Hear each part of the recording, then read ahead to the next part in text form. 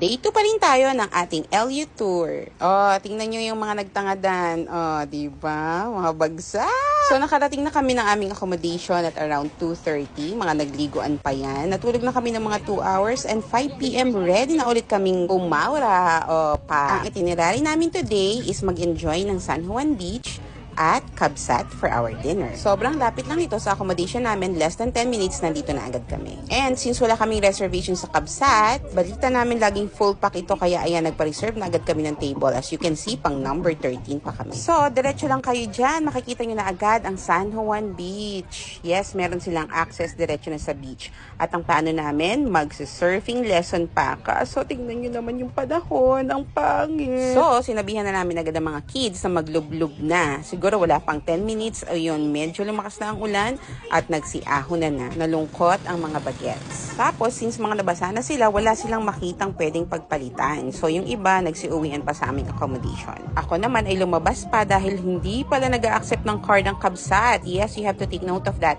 Puro cash. At eto na nga yung menu. At umorder muna ako ng appetizers habang naghihintay sa ibang family na wala pa. This loaded nachos is just 350 pesos. In fairness, ang sarap. At tumating na nga ang mga hobilya. Aha, gaganda ng mga OOTD. Dito pala kami sa second floor. Kasi kanina nasa first floor kami pero nakaharap sa amin yung speaker sa sobrang ingay. Dumating na rin ang DS1. Alam nyo kung anong oras na kami nakaupo? 6:30 in the evening.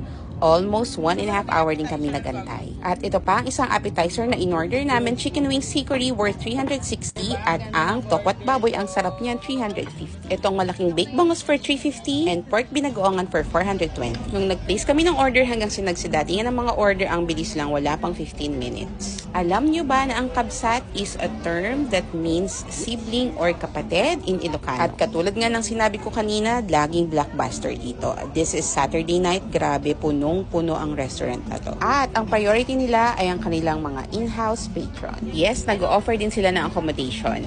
8,500 for 2 packs.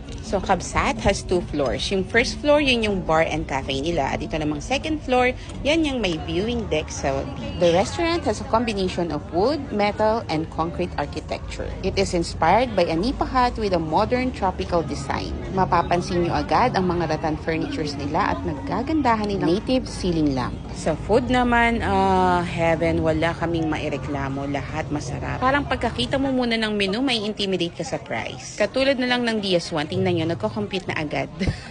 Pero ang dami pang naming natira, especially yung sinigang. Kasi yung 1 serving, good na talaga for 2 to 3 packs. Nagulat kami kasi sa dami-dami naming order, 6,000 pesos lang lahat. So, value for money, ang sarap pa ng mga kinain namin, tapos komportable pa kami, napaka-posh ng vibe, at tapos mararamdaman nyo pa yung sea breeze. Hindi talaga kami umorder ng dessert sa Kabsat kasi may iba pa kaming pupuntahan, ang Lagula. Kaso, 9 o'clock close na daw. Nalungkot na naman ang Team LU kasi ang ganda ng vibe dito sa place na ito. May live music, ang daming tao. Last, maganda rin ang review ng Lagula. Umuulan pa rin ang mga time na yan, kaya nag-tricycle pa kami papunta dito sa Lagula. So no choice kami kundi lumabas at maghanap ng masarap na dessert.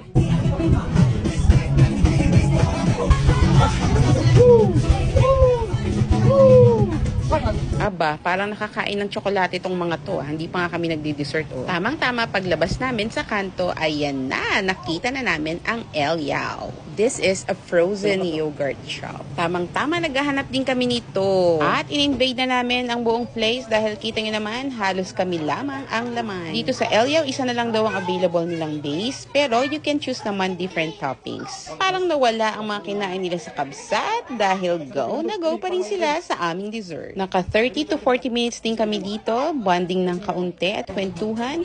At dito na rin kami nagpasundo sa aming van, pauwi naman sa aming accommodation. And wrapping up our day 2 in LU. Punong-puno na naman ng iba't ibang experiences. Nakakatuwa lang talaga ang pamilyang ito. Mula bata hanggang sa pinakamatanda, walang nagreklamo ng pagod at puyat.